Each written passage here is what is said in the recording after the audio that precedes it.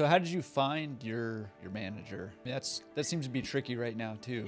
Yeah, so in full transparency, we knew this person. However, they were living in a different town, like 30 minutes away. Before we actually purchased the laundromat, they actually ended up moving into the town that we purchased the laundromat in. And this was not at all intentional. We didn't know this until after we purchased the laundromat because the staff that was there was actually supposed to come over with us.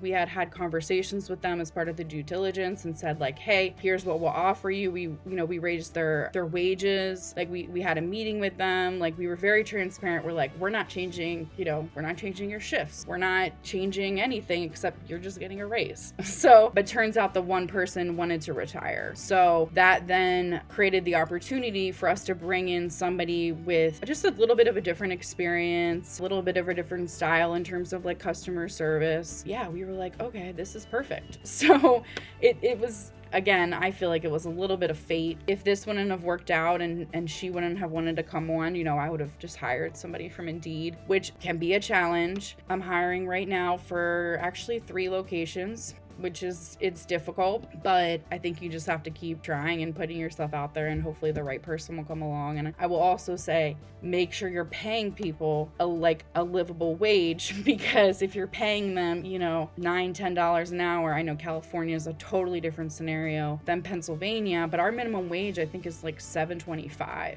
Like that, nobody can live off of that. And unfortunately, some of these locations that we've acquired, they're getting paid like $8.50. And I'm baffled by it. So anyways, I think that's key, paying people, having a good support system for them.